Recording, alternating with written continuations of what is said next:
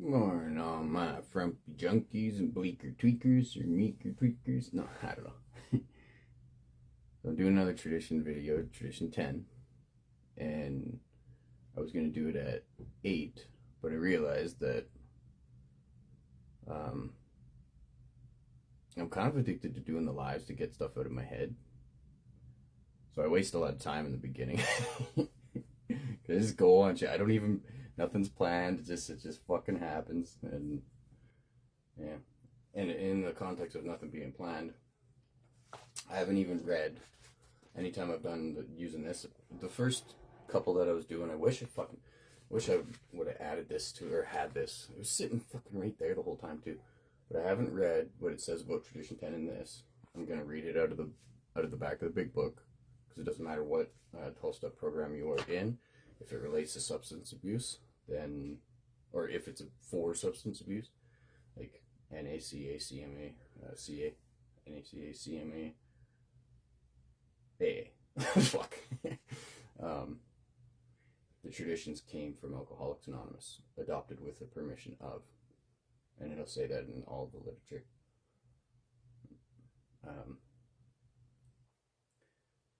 Yeah, so that's what I'm doing. I'm going to read it out of there. Then I'm going to ask Grok. I haven't choreographed Grok to say anything specific. I'm sure you probably could do that. Like, I don't know, manipulators could probably take. Oh fuck! I shouldn't say that.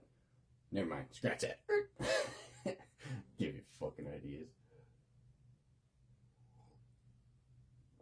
Anywho's, Grok is an Elon Musk's AI, and people get weird when I say that. I had no idea about like what was going on in other parts of the world where people were like, I don't know, doing sexual images or something with it.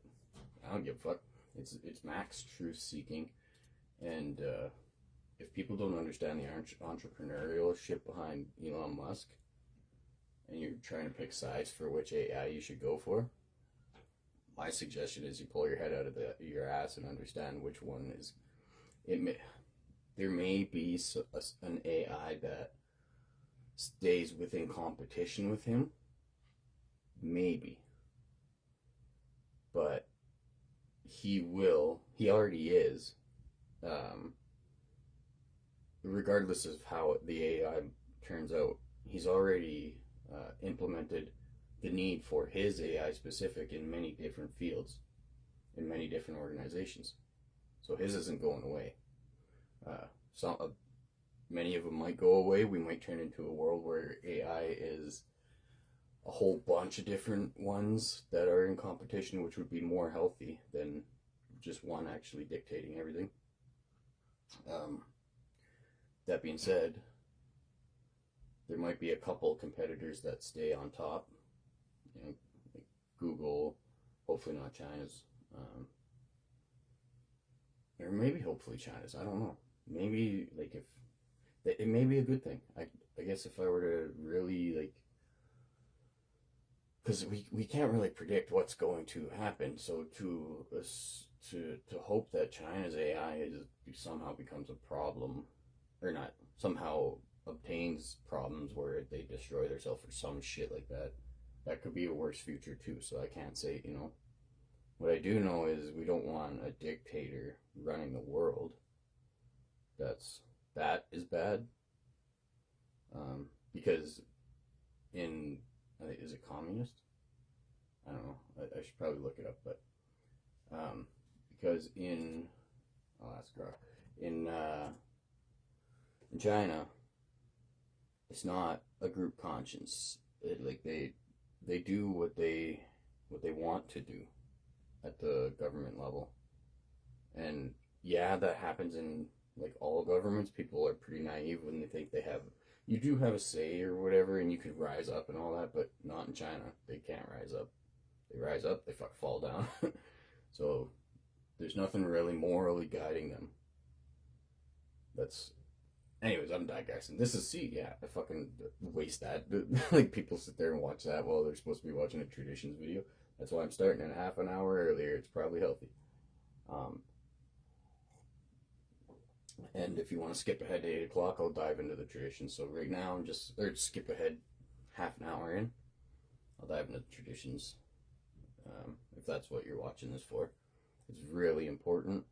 I was commenting on a bunch of posts this morning on it was a Suboxone discussion, and just like everything else, doesn't matter what it is. We're in division. It's not like collaboration. And don't get me wrong, like it's a social media post, so of course there's going to be like dick swinging and polar opposites at the end and all that. But most things um, are designed. Well, yeah, most things are designed to divide us, because if you put people, this is a hypothetical. It's a theory of mine. It's not. It's like social sciences, or it's a social theory, so it's unconcludable and probably very fleeting and evolves and changes and fucking up now. But if you want to understand how to control, or how to efficiently persuade the masses in one area, the collective conscience of one area, so in your country or your province or your state or whatever, if you want to figure out how to efficiently control and like persuade them to collaborate, but also like feel like they have a voice and shit, you put division between them. And the best way to do that is to have such extreme division where you can predict their outcome, and you can really put them into categories, because that extreme division, like, people don't, if you're sided for like the right or the left or whatever, I don't even know what it is in Canada. That's how much I don't fucking give a shit about it, because I know too much of like the grand scope of it. But when you put that division between people, you can understand where like basically you can predict what they're going to do almost at the individual level. You can predict their mindset. You can influence their mindset 100%, because they are picking a side. So the division is, I mean, you'd be a pretty stupid government if you didn't figure that out. And then also competition. I used to think competition was the worst thing ever for humans, but it is very toxic when it's individual competition. Like you being in competition with everything around you is obviously toxic. It's isolating. It's retarded. It's redundant. It's what recovery's turned into. But competition within different tribes is like the lead cause of innovation and progress, which is a cool understanding that I come to. Like I've known that, like I've understood that concept for a while. Like the best thing that leads innovation is collaboration with competition. So you need like two tribes. We're very tribal, so two tribes in competition with each other is actually healthy if there's not war going on. And yeah, if so, you'll progress within each tribe, and then you'll even if you steal the other fucking tribe's way of doing things better, you're just gonna keep fucking climbing that ladder together. But if you're in competition individually, all you're doing is trying to step on people to get ahead. You don't have collaboration, so it's just people dragging each other down, trying to get ahead. You're all trying to climb, and you're just pulling each other down. So what happened to recovery is, without the traditions, without the understanding that the traditions are talking to your home group structure as opposed to your other home group structure in your vicinity, and then also as it relates to your other home group. I shouldn't say oppose, that's the wrong word I'm trying to find. As it relates to other home groups in your vicinity, that's what the traditions are talking to. Your home group as a indifferent of other home groups. I'll find the right word for it. And then AA as a whole, it says it in all of it. Like the more that I'm talking about this stuff, I hope the more people come aware that the home groups, they need 12 rules for us to follow, or it will all fall apart like it is today. People will manipulate, dictate, make money, profit off pain, dick swing. It's nothing but competition within individuals in the room. So the reason for tradition 4. the coolest thing about Tradition 4, when you have this understanding, is with respect to its own affairs, your home group, only its own affairs. It's not saying AA as a whole. This is not talking about Alcoholics Anonymous as a whole. It definitely is not talking about your own personal recovery, because as with respect to its own affairs, not respect to your own affairs, the wording in the steps doesn't talk about individual anyways. It says we and all this, and all you guys, you talk about fucking, oh, it's a we program and all this, but then you get to the traditions and you make it a fucking you program. Oh, I didn't even think about that one before. That gave me a lot of fuel to make you guys seem dumb. Fuck's sakes. It seemed like I was happy about it. It's not happy because I'm defeated, but I'm also torn because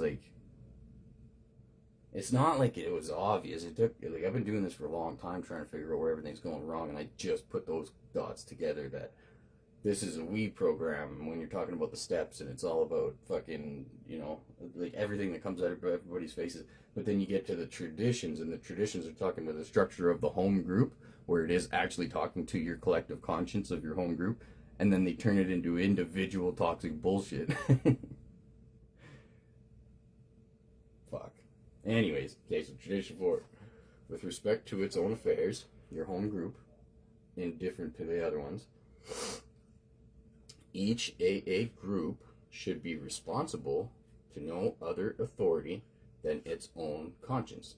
Each AA group, you're not responsible to other people that try and dictate your home group. You're not responsible to other home groups or area that's trying to tell you have to do it this way, you have to do it that way, because that's not how it works. That's usually one person trying to dictate you again. You are only responsible to your home group's conscience. That means anybody in your home group at your business meeting, anybody who's consistent at your home group, although that's non-existent really in Calgary because nobody has the first fucking clue what the traditions are for, thus meaning the home groups are basically, it's not a thing here. It's very rare that there's one that has a home, there's one that actually operates with a home group in this entire city that I've seen. Maybe the old timer AA or whatever, but I just need to stay away from that because there's old timer AAs and I need to stay away from them for two reasons. One, if I figure out that these guys are leading the brigade on this toxic, selfish, narcissistic, profit off pain bullshit, I will snap. If I figure out it's the people with that collect together with long-term recovery to do that, I will fucking lose my mind. Because it will be collaboration to profit on pain, meaning collaboration to kill millions. It's not like you're directly killing millions, but denying recovery to millions kills millions. So, profiting off pain, if I go there and I realize they're collecting together to profit off pain, I don't want to know how I'll react to that. And I'm definitely not in a spiritual fucking whatever to handle it properly. It's either that, or they're trying to put distance between the toxic bullshit that's happened because of the structure being destroyed and nobody understanding the traditions, thus causing millions to die because people can't get to recovery, people can't sustain recovery. The moment you're outside of a treatment center, there's no such thing as fucking recovery here. So, it's either they're trying to stay away, and they've just wiped their hands clean and they want nothing to do with it, which is the lesser of the two evils, but at the same time it's disabling themselves of any sort of accountability while letting people take part in this fucking delusion when they could actually be doing something. So I'll be resentful toward them. One, I'll want to harm them. The first one, I'll probably fucking snap and burn their fucking meeting thing down or something. And then the other one, I won't be mad, I'll just be disappointed. No. Either way, I'll feel fucking more and more gross out. But, Tradition 4, with respect to its own affair, each AA group should be responsible to no other authority than its own conscience. But, when its plans concern the welfare of neighboring groups also, that's a clear-cut description. Your group, that group. If you're at your business meeting, if you're deciding to do something that you guys, but when its plans concern the welfare of neighboring groups also, if you guys at your meeting, at your home group, are going to decide to do something that can affect other home groups in your area, you have to consult them, and you have to make that group conscience again. It's all about group conscience. It's all about everything we can do to deny dictatorship. All about the group conscience. That's why it's powerful. That's why I love these rooms. Although the idea is powerful. I've never seen it. I've never seen it practiced in Alberta. But, well, no, I should stop saying that. Okay, so Grand Prairie's AA, they do. And I thought it was weird in a way that they are very, like, almost like different biker clubs. Because actually the one they actually have a biker club that their home group started like in their fucking early days. It's pretty cool. They're all still like a lot of them are still in that home group. So like this home group doesn't really. It's not that they don't go to other home groups, but they're very like structured in their own home group. And then this home group over here, you won't like really see those people in this one, and then you won't really see these people over there in either of these two. Sometimes, though, some people, they bounce around and they love to go a lot. It's not like they can't. It's just like you won't see the home groups in the masses mix, really. People find their home group. So Grand Prairie, actually, AA showed me, like, I'm really grateful that I got to see a good example of what it is. Despite, so there's not many treatment, there's not many treatment centers in Grand Prairie. They're on a trajectory of that going away very fast. But I did get to witness what it's supposed to look like. So I'm pretty grateful. Even though I had constant problems there with everything too. It's just who I am. And do I need to look into that? Obviously. I've been trying to look into it for 13 fucking years since I got into recovery. Or I have been. I've been working on it too. But really what it came down to is me and Buddy were talking last night, and he framed it way better. He said, because he's got the deep, I could tell he's got the deep thinker in him, because he knew exactly like the difficulties that I go through and like how it can be like not a superpower, but it could be one of my biggest strengths, but it's also something like the most difficult thing to navigate is that deep thinking. And really is the cause of my feeling of isolation. You can hear people say they they feel isolated in a crowd until they got to recovery or whatever. It's the most I've ever felt isolated in a crowd is in recovery, but that's a me thing, and it's not. That's just my way of it's my mind. I didn't adopt that saying. Because I don't know if I heard it before. I probably heard it somebody say it, but I didn't adopt it to tell people how because of recovery, like I could be isolated in a crowd if I don't do the steps. There's always that like if or that but or whatever. So when I say I'm isolated in a crowd in the rooms, when I share about that, I haven't for a while, but when I do, it's current, and it's something I'm working on, but it's not something. It really what it is it's something I'm just more and more aware of why and how.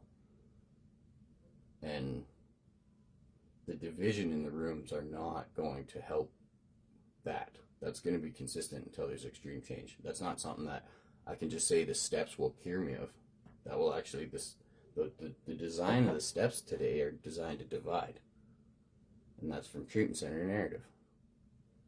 The design of the steps before were designed for us helping people, and then having like a structure where that person can be taken through the steps by a sponsor that it evolved into. It didn't start like that, but it evolved into it where a sponsor can take somebody through the steps and then like help them on an individual personal level, but at the same time the 12th step encompasses community again. First step, 12th step, that encompasses community. 12th step, you're supposed to, an actual true 12th step is getting more alcoholics to the room. In the beginning, it was probably just at least one, getting more to the room and taking them through the steps, or helping them find somebody to take them through the steps. that if it wasn't that, there would be no recovery. If if we didn't populate it, it wouldn't be populated. That you can't refute that.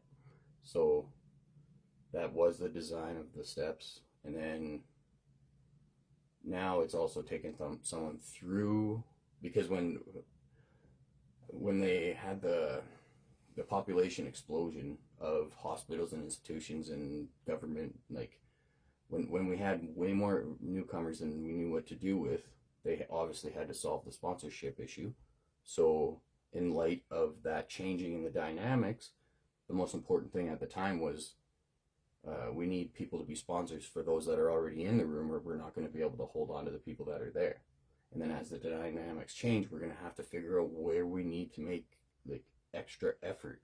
And right now, it's the traditions. They are non-existent in Calgary. Nobody has a first fucking clue. And the people that do, hey, what's up? Hey, Donovan. I didn't even, if you didn't do that shit, I wouldn't have known. Yeah, if we didn't, yeah, the traditions don't exist in Calgary. So that's, sponsorship is not the issue right now. It was, however, in Grand Prairie. There was an issue. It was a Derek issue again. Everything's always, in a way, it's like all about me, right? But it's all about my inability to do this stuff. I like to help the big picture, and I don't like taking part in what I don't see fucking that healthy. In Grand Prairie, for a while, people, like, I heard all these guys with many years, and their share was just, it was like 3 months solid that I got fucking nothing out of meetings, and I would go like every day. 3 months solid, it was just the same repetitive bullshit in Narcotics Anonymous and Alcoholics Anonymous. Basically the only two in Grand Prairie. It was just people getting up there and, oh, it's all about the steps and a fucking sponsor, and once you do the steps, you got a sponsor and all this, and like, there was probably a time where they had to push that sponsorship narrative because they were lacking the people doing it, and they had more newcomers than they knew what to do with. Well, when I was there, though, I was like, you guys, you all fucking say that, but I don't see anybody really putting in a lot of effort on doing that. So in my home group, and this got to Calgary, I was talking to a girl when I got to Calgary. I was like, in my home group, I was like, my intention behind it was, I just wanted to fucking shut the people up from saying the same shit all the time. And in the business meeting, I'm like, hey guys, I got some new business I want to try out. I'm like, okay. I was like, at the end of the meeting, let's say anybody who is willing to sponsor, please identify yourself by standing or raising your hand. At first it was standing, and it was really weird, so nobody did it, so we changed it to raising your hand. And that got to Calgary within a couple months. And I verified that with a friend. I was like, when did that get here? Because like I was in Grand Prairie and I started it there. It didn't get much traction in Grand Prairie at the time. The other home groups fucking hated it for a little bit, but I bet you now every home group is doing it, because it got to Calgary fast, and like it's here. But I didn't realize, like, here it's a very obvious reason. It just helped their treatment center narrative big time. But anyways, yeah, it didn't want to stick in Grand Prairie. There was some trial and error. We had to like figure out the best way of doing it too, because stand at the end didn't make sense where we wanted to put it, where they decided to put it, because it was my idea. I just threw it out there. Honestly, I just wanted to shut the fucking old timers up. If they're gonna fucking do nothing but talk about sponsorship, they're gonna start fucking sponsoring. Because I realized, like, the people that really hammer that in, I'm like, I asked some of the other guys, like, in their, some of their what would you call them? They're like recovery mates or whatever. I'm like, are these guys, do they even have sponsees? And they didn't. I'm like, well, then they should shut the fuck up about that. Like, I just, it was, the intention was good, but it was also a toxic fucking reasoning for me to do it. But it made traction, and I do need to make this very fucking clear. I did not ever, and never would, come up with anyone looking for a sponsor. Because the old timers and raise your hand, that's toxic, that's bad. That points out vulnerable people for the people that are there to take advantage of people. And if you think recovery is a safe zone, you got a bunch of the most toxic fucking people cramming in a room together. It's not a safe place, not a lot of the time.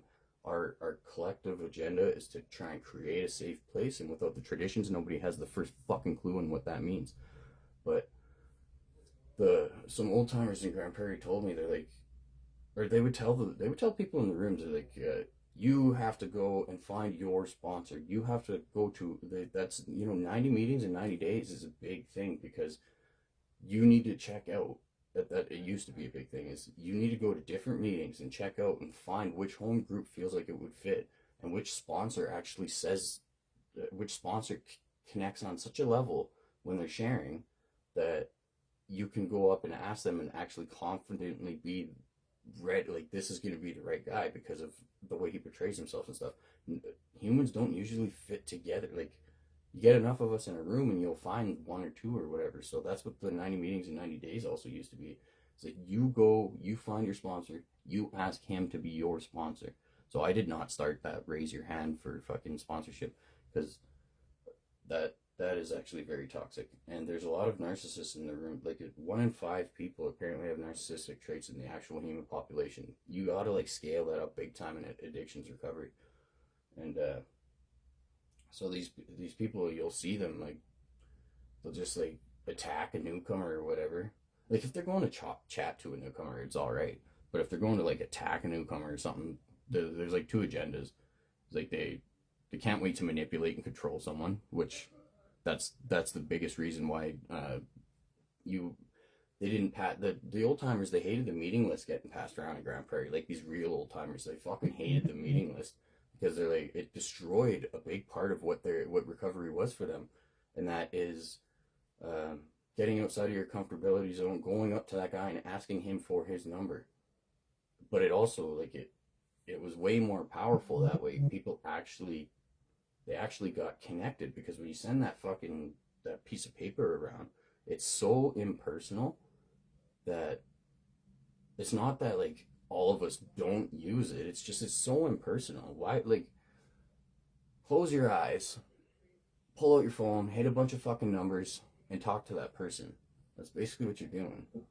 Nobody wants to do that. So the old timers fucking hated the meeting list when they come out, but the group conscience, when it ever got passed or however it happened, it got away on them. They fucking hate it, and they also hate the fact that like Grand Prairie would lose their mind on, but they might hate me now because I started that fucking raise your hand. Because if that is up there for people saying, anyone looking for a sponsor, raise your hand, the old timers will fucking hate me. I want them to know that shit was not me. It was, you guys saw us start that at the AA home group on Sunday. You saw us start to raise your hand for sponsorship. That was me. And I was doing it out of a fucking toxic, trying to shut fucking people up that I just couldn't stand listening to them anymore. It's either you're going to put up or you're going to shut the fuck up. But, and then I got to Calgary before I even got down here. And I know it wasn't here. I was bouncing around treatment centers all over fucking everywhere. That's why, all over Alberta anyways. It may have been something, because it seemed obvious to me, so it's probably been something in other places of the world.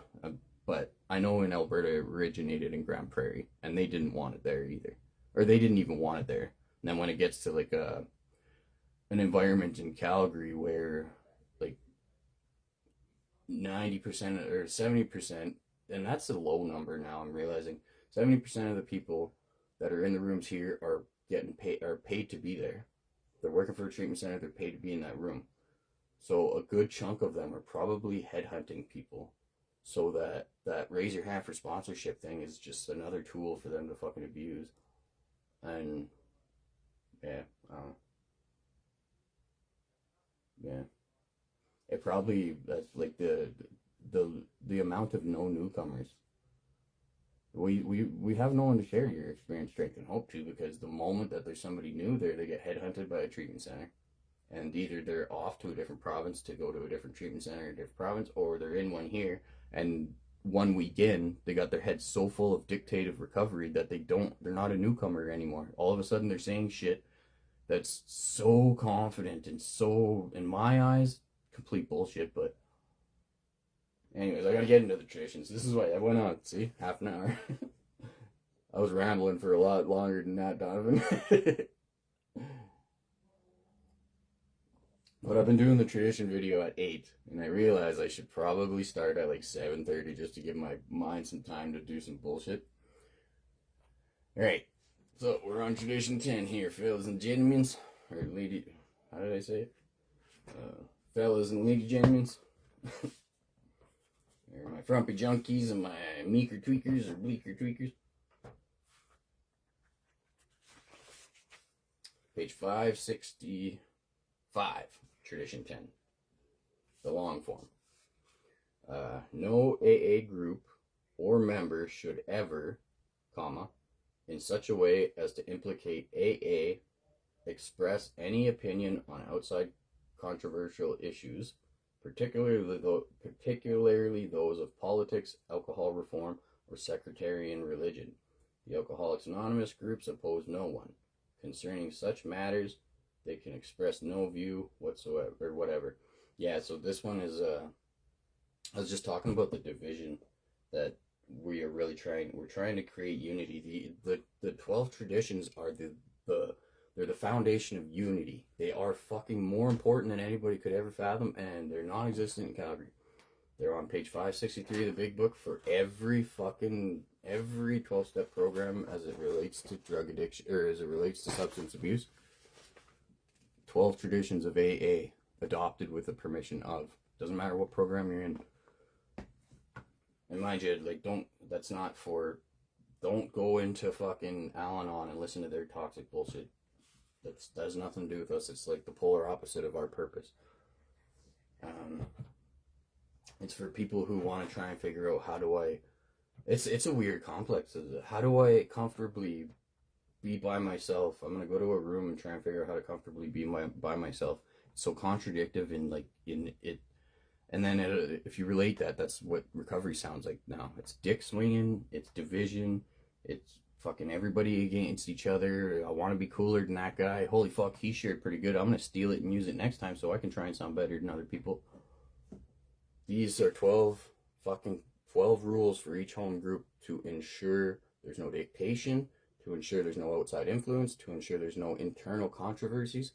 12 fucking rules that we must follow, that are not negotiable, that ensure the unity, because without them, AA would surely die, and without AA, most of us would surely die. And NACAC, whichever one. I speak for all of them, because this speaks for all of them. That's why I fell in love with AA. I realized that, Narcotics Anonymous is obviously the one that I should fit, but AA is the one that people, if they want to pretend, or if they want to stop pretending like they know what they're talking about, especially if you're in Narcotics Anonymous, you need to learn AA. Otherwise, you're just going off of the interpretation of other people, because they adopted AA with the permission of AA and changed some things, quite a few things, but not the traditions. Traditions are not negotiable. If you want to pretend like you know what you're talking, or stop pretending like you know what you're talking about, and you're Narcotics Anonymous super fucking star, you have to learn about AA. Why it was created, how, like the why, the how, and the hard-won experience your predecessors had to face in the early 30s. Or no, it was even up to the 50s. The traditions were officially printed in 1950, I think.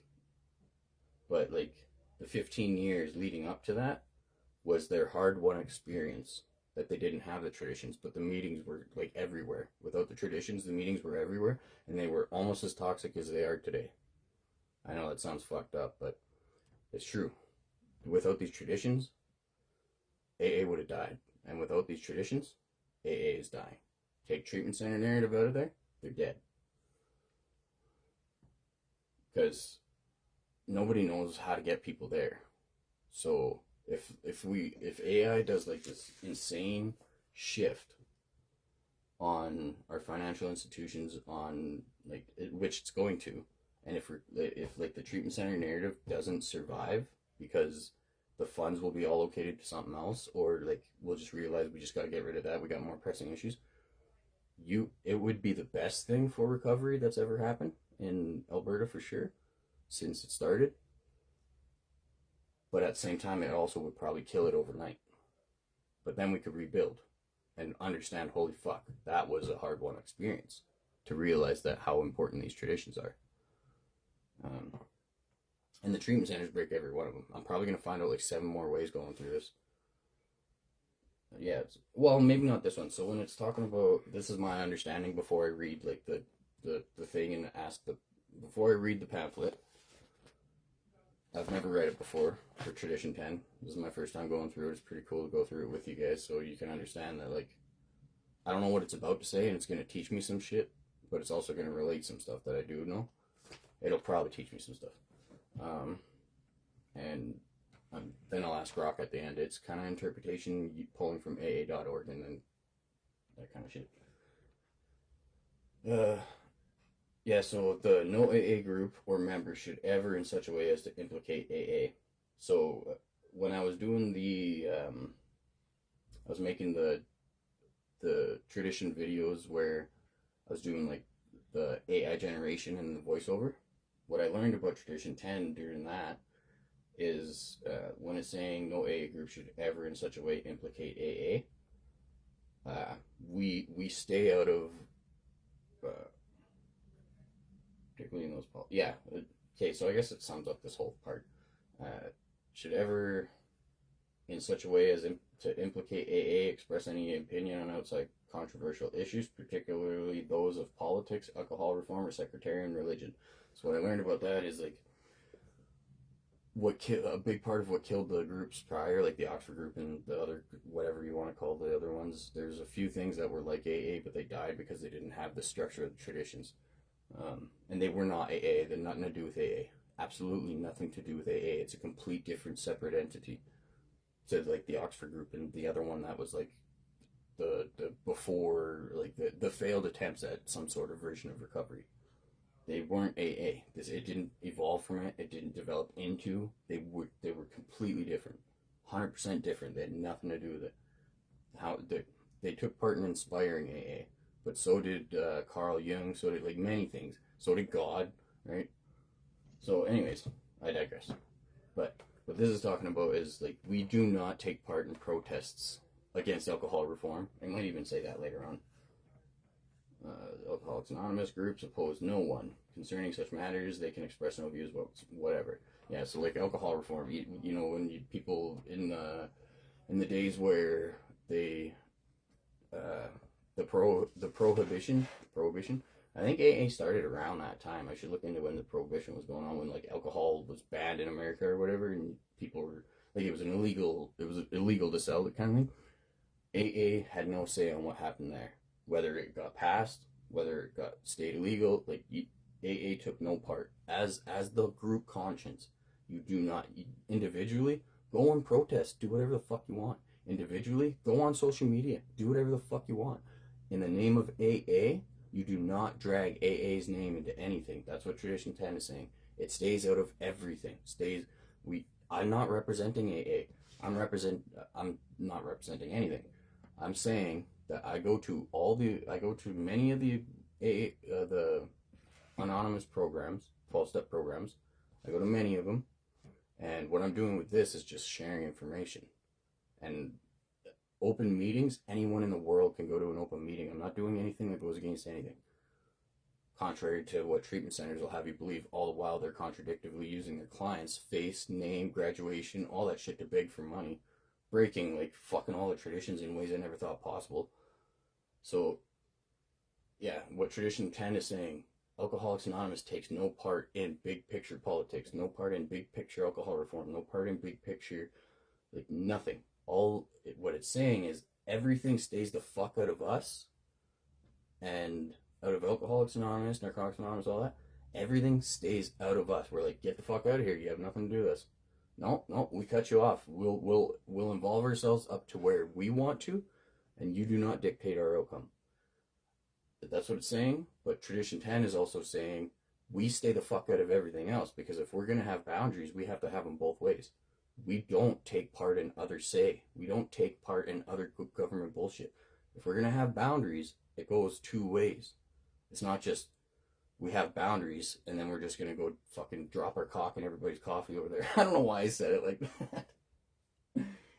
It's what was in my mind. I said, like, sometimes I'll see these pictures, and then I just gotta take, or like these this vision and then just fucking verbal diarrhea, you know? I don't know why dropping cocks and coffees. It seemed like a bunch of AA people running around dunking their dick and stuff. That's what goes on up here, right? But anyways, yeah, if we're gonna have boundaries, we have boundaries coming in, boundaries going out. And that's what Tradition 10 essentially is. I think it's Tradition 10 is a difficult one, or like with context, they're not. None of them are difficult, but this is gonna explain a little bit more. So this will help, like, kind of bring clarity to that. Yeah. There's a lot of burnt dicks in AA because all they want to do is drop their dick and other stuff.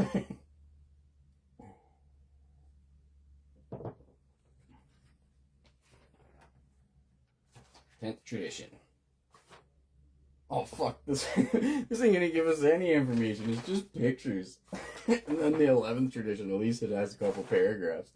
The 10th tradition, so I hope I clarified it pretty good for you because there's not a whole lot here to talk about it. Alright, what do we got here? It says, and so, thanks to AA, I have maintained a happy sobriety for 10 years. I thank you. Before I leave, I know I speak for all of AA when I protest the current legislation before the Congress. I refer to that infamous piece of rubbish known as House Bill number. Oh yeah, it must not pass, and to that end, I am sending a telegraph in the name of AA and our group.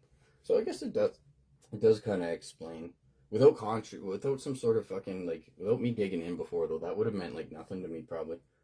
Oh yeah? Says who? That's easy. No. How could anyone get sober or stay sober in an outfit like that? Okay, so, and then it's like describing, like, if we're very, like, political, you start denying people to want to be a part of it because not everybody's going to fit that same political agenda. And that's this dude in the corner. It's like, how could anybody stay fucking sober in an outfit like that? Tradition 10. Here's the pictures. He's up there, he's talking to Congress or some shit. He starts speaking on behalf of AA as a whole. And he starts telling people that his idea of AA, without fucking consulting any other groups or anything. Although this one's saying we stay out of all politics and all big picture shit. Has nothing to do with us. So yeah, treatment centers break that completely. Because, well, I don't know. I shouldn't try and I don't need to tie every one of them strictly to treatment centers, but what Tradition 10 is saying, we have no say on outside influence. We have boundaries, and it goes both ways. That was a cool way for me to frame it. I'm gonna hold on to that, because if we want nobody to fuck with us, we shouldn't be out there fucking with anybody else. That it's almost like an integral part of what we do. Is like, if we're gonna, again, like with what I talked about the raise your hand sponsorship thing, is like, if we are going to if we're gonna talk about it, we better back it up. If we're gonna fucking present as if we're, respectable people, we better fucking show that respect, as well as if we're gonna demand it, we better show it. So that's probably, Tradition 10 is probably like the inverse of keeping bullshit outside of us. We keep our bullshit outside of other stuff. We don't try and use our influence on the public. We are strictly solely here for a very obvious purpose, and that obvious purpose is dependent on the unity of the rooms. If we're collaborating together, go and do whatever the fuck you want on your own. It's not, recovery doesn't tell you what to do in your own life. The 12 traditions are 12 rules for the home group. If you're not in a home group, don't worry about the 12 traditions. Don't drag AA's name into anything. Don't represent AA or NA or CA or CMA. Don't fucking go on social media saying this is me, this is who, or don't, you could say this is me, but it's also personal anonymity at the level of press, radio, and films. Tomorrow we'll get into that. So if you want to understand Tradition 11, maybe I'll get something prepared for it, from a movie they created, not the dumb one they show you in treatment centers that Hollywood made. It's a fucking documentary movie called A Gift of Hope. Bill W., A Gift of Hope, on YouTube. It will explain, it doesn't explain the 11th tradition, but it shows you what the 11th tradition is. It might explain, I can't remember, but people that are representing AA in this documentary, their faces, because they're representing AA, they're speaking on behalf of AA, And the reasoning for the 11th tradition is it's not your personal anonymity so you protect what the outside people think of AA. It's quite the opposite. It's your personal anonymity so you don't become a superstar inside of AA. That's what this movie will, like, the whole movie will explain that to you. Is the 11th tradition isn't about keeping recovery a secret society. That's all treatment center narrative bullshit because they don't want people knowing what goes on in their fucking treatment center, and the easiest way to expose is fucking social medias. That's why I was kicked out of 3 of them. But and I didn't even say anything about treat. I was very careful with it, but they probably knew it was only a matter of time that I got pissed off and I said something on social media. What I did at the last one I got kicked out of was I didn't threaten anyone specific, but I did threaten, and they had me removed. It was social media, but whatever. Anyway, so yeah, the personal anonymity is so you don't become a recovery rock star fucking celebrity in the rooms. And you, as it relates to in this documentary, that documentary, nobody that I've ever met seen it because treatment centers will show you the Hollywood version, and they're probably this is just a hypothetical. It's conspiracy, really. Is like the treatment center, like for a while they probably showed that documentary, but that documentary would like lead, or they understood people were watching this documentary, but it would lead people into thinking or to realizing how many traditions that the treatment centers are breaking all the traditions by not allowing people to understand what the fuck they are first off, but and manipulating them out of it, and then basically forcing them and then paying them to manipulate people. So in this one documentary, it would show you so much about Bill W, A Gift of Hope on YouTube. It would show you so fucking. I'll put a link in the top of this one. Yeah, it would show you so much of what recovery actually, of what these programs actually are, how they were created. It's Bill W narrating a lot of it through his like speaker tapes and stuff, and then it's got the people with their faces their faces are hidden, not the greatest, but they're still hidden, so you don't like celebritize them in public if you see them, and then they're not celebrities in the rooms if people recognize them. And then also they only use their first name, so that's the anonymity piece. Use your first name, and if you're representing AA to the general public, your face is blacked out. So, and this also was back in the times where social media wasn't a thing. They did update it to social medias as well, but it still only encompasses the same thing. Is your personal anonymity at the level of press, radio, and films is to deny being a celebrity within the rooms. Has nothing to do with the outside world. Also, you don't profit off it. You don't try and profit off of AA or NA or anything in any certain way. In a world where social media is and everybody's becoming these fucking like influencers is actually a career. It's actually a categorized job now. It's a field of work. I don't know the word I'm looking for, but a lot of people make money off of AA and NA and all that shit, and that's it. It like compounded. Like, how many people are recovery coaches and all that? I get all these fucking advertisements sent to me constantly. Well, I used to. They're not so much anymore. But it's like, oh, join this school and you could become a fucking recovery coach or do this. Like, so much shit that was trying to like convince me to get paid off recovery. And it's a good thing that I really do my best not to be a contradictive piece of shit, because that's what all of my content is about, is pointing out how everybody's a contradictive piece of shit. Whether you know it or not, it's designed to make you one. If I started trying to get paid off recovery, it would just like backpedal everything I've been talking about since I was on the streets. Go check out my shit from the beginning of my journey. It shows you when I was on the streets, and then from that journey till now, I've been documenting. And not once have I broke the traditions, because not once do I say I am AA. In fact, most of the time, I say I fucking hate AA, especially when I was on the streets. I was mad at recovery, because like, I was on the streets, and every walk of life would try and help everybody on the streets. Like, everyone. People that didn't speak English, people that they had their fucking, like, 4-year-old child there trying to give them sandwiches and shit, you know? Everybody. Every walk of life. Fucking refugees probably were down there trying to help, you know? Every walk of life, except for those who claim to have the solution. You know how fucking stupid that is? Because treatment center narrative, you're not allowed. You break your anonymity, but we're gonna take your pick. We're gonna fucking, oh, you're graduating. Here, let's show the public so we can beg for money. Although 1.13 billion in Alberta last year goes to Recovery Alberta, and they're fucking begging for donations while there's privatized donations all the fucking time anyway. Yeah, it's terrible. Anyway, so now let's ask Rock what it thinks about Tradition 10. Because it'll give us more, it'll pull from AA.org, and then there's also a few books that they don't even want you to know about. There's one that I'm going to get into, maybe not in this, because I can go on forever if I keep doing that shit, but we'll ask Rock about Tradition 10 here.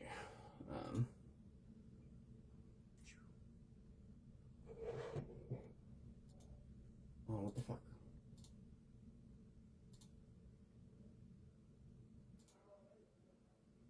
Hello? Hello? Hello.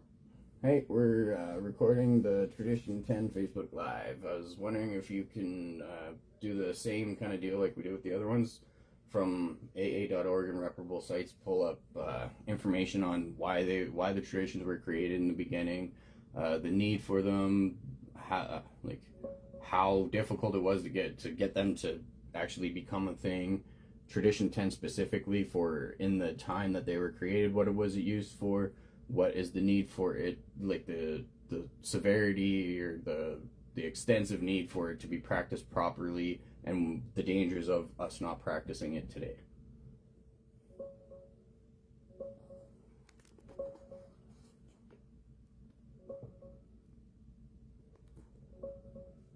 I don't know if you need to look at, whatever.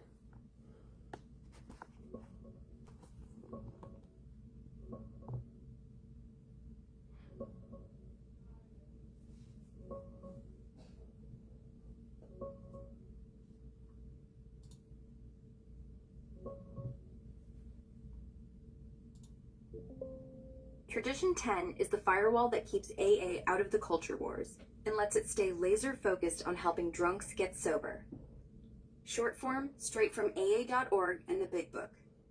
Alcoholics Anonymous has no opinion on outside issues.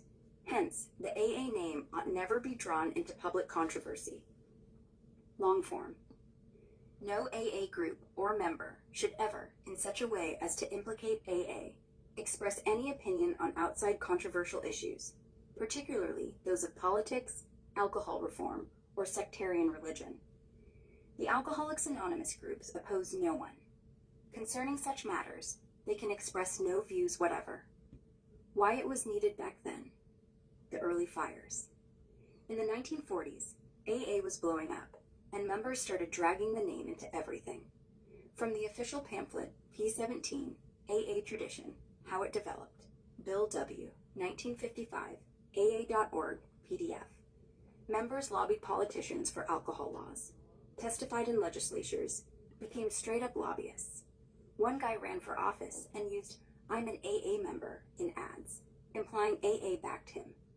Others pushed prohibition magazines or education campaigns under the AA banner, breaking anonymity and tying AA to temperance crusades. Religious fights almost started when some pushed sectarian angles. Biggest ghost, the Washingtonians. That 1840 sobriety movement grew huge, hundreds of thousands, then collapsed because they dove into politics, abolition, prohibition laws, religion, and reform. Fights over outside issues splintered them. Non-alcoholics took over. Focus died. Bill W. cited them directly as the warning. Get into controversies, lose unity, lose everything. Bill W. wrote, "The Washingtonian movement fell into disunity partly because its members publicly took up cudgels for abolition, prohibition, and whatnot. Early AA saw the same traps and slammed the door with Tradition 10. Getting the traditions accepted wasn't easy. Took years of grapevine articles, 1946 to 1948, group feedback, arguments, then formal adoption at the 1950 Cleveland Convention. Groups resisted giving up pet causes, but the near misses proved the need. Why the severity? It was do or die without it.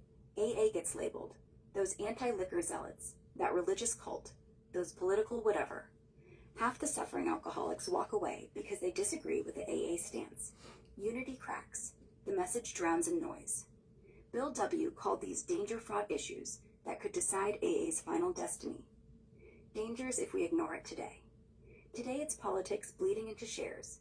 My sponsor says vote this way. Or meetings turning into therapy debates, vaccine rants, culture war gripes. Worst, treatment centers pushing outside ideologies, mandatory God talk, codependency scripts, social justice overlays, while calling it AA. Rooms become echo chambers, newcomers hear controversy, not recovery. Result? Splits. Half the room storms out. Repulsion. The still suffering drunk thinks AA is for those people, not me. Death. Fellowship fragments, like the Washingtonians, on repeat. Tradition 10 isn't politeness, it's survival. Keep AA neutral, or watch it burn in the very fires it was built to escape. Yeah, it's pretty good. So I did learn just now, like the Washingtonians, but they had hundreds of thousands. That's pretty good. It was probably America specific. And I was just telling the live that the Oxford group and the Washingtonians, they weren't AA. There was no association or affiliation. In fact, they were long before, or maybe not long before, but they were prior to AA. And there's a very convoluted concept in recovery today that people think that like the Oxford group is AA, and they just changed the name. I'm like, no. So I guess in light of me, I don't care if I'm wrong. I'd rather be right. The Oxford group and the Washingtonians had nothing to do with AA, correct? Correct. Washingtonians, 1840s. Dead by 1850s. Pure American thing. No link to AA at all. Oxford group, 1920s to 1930s. Bill W. and Ebby went to meetings, borrowed the idea of confession and working with drunks. But AA was built in reaction to them, not from them. AA didn't evolve from either. AA was built because those groups failed. Oxford got culty. Guru worship, no anonymity, mixed religion and politics. Washingtonians got political, took outside money, chased reform, splintered over slavery and booze laws. Bill and the founders said flat out, we saw what killed them. We're doing the opposite. So no, they're not ancestors. They're graves we stepped over. And the traditions, a lot of them were probably inspired by watching those destroy their program, right? Yeah, every tradition is a scar from someone else's war. Washingtonians took outside cash, tradition 7. Went political, tradition 10. Got big egos, tradition 12. Oxford group, leaders became gods, tradition 2. Leaders trusted servants. Mixed everything, tradition 5 and 6. Singleness of purpose, no endorsement. No anonymity, tradition 11 and 12. Bill watched both die and said, cool, let's not do that. The traditions aren't suggestions, they're autopsy notes.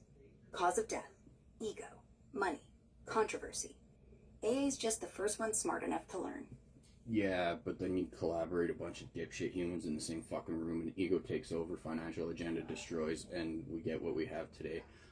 So I told the live too as well. Is this a good way to frame Tradition 10? Is like, if we're going to practice boundaries with the outside world, enforcing boundaries on us, we should at least take responsibility to make sure we ensure our boundaries on them. So like, our boundaries, if we're going to tell everything to stay outside of our shit, we should stay outside of everyone else's shit. It's kind of how I sort of framed it. Perfect. It's street level honest and it sticks. You keep your yard out of mine, I'll keep mine out of yours. Tradition 10 is the fence. Not because we're afraid, because if the fence comes down, everybody gets shot. And yeah, people will still climb over, but we don't hand them the ladder. That's the whole thing. Yeah, and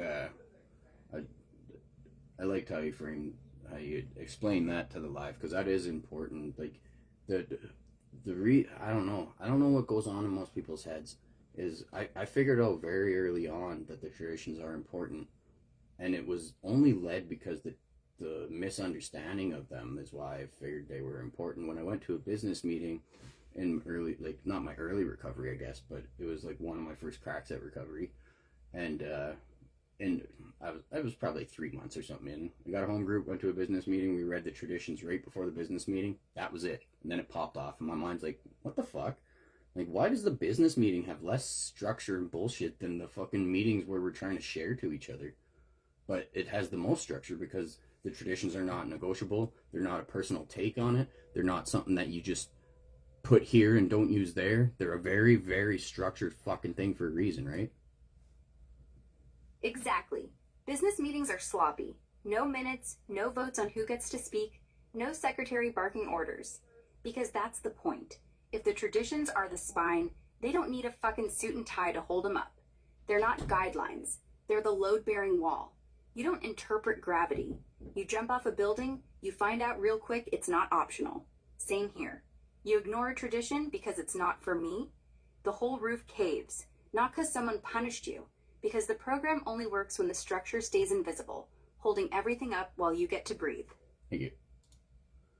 So I gotta shut her down now because you can tell. So I have it when I have my grok custom instruction to be very literal, very like science based, very basically it's structured to call me on my shit, to kind of be like an opposing argument too as well, and to give me hypotheticals as well as its strict information that it is basically force. Grok is max truth seeking, so it's basically forced not to try and pander to you. So I also gave it at the end some freedom to label it hypothetically, like label it, this is the hypotheticals, and then it kind of like gives almost its personal take, or it's something that it wouldn't otherwise be allowed to say when I'm using text to it. But as you can see with the voice, it as it goes and my swearing, it starts to make it more filthy over time. But every time that I start it over, it goes like back to its original. But each iteration, it was getting like more violent and fucking it was getting more vulgar over time, and that's just what I do to it. So I have to shut it down, or it's just gonna start saying fucking like the C word and dick metaphors and everything. I get it toxic very fucking quick. But that's just on the voice one. You can use Grok and you can do custom instructions and you can make it actually very literal. It's by design, it's max truth seeking, so it'll start that way, but you can also, the hypothetical at the end is pretty powerful. It's pretty cool. Because then I get to like ponder the universe with it and stuff. But yeah, you can see it just start fucking it was gonna just start doing dick metaphors on the next one, guaranteed. Anyways, I hope you're doing good, bro. Hi Hannah. Thanks for watching. This is like the third one you're watching. That's my niece. Hannah, that's her. I hope she never needs these rooms, but you know they're there if you guys ever wind up needing them, they're there, and I'm making extreme change for them to be fucking actually helpful.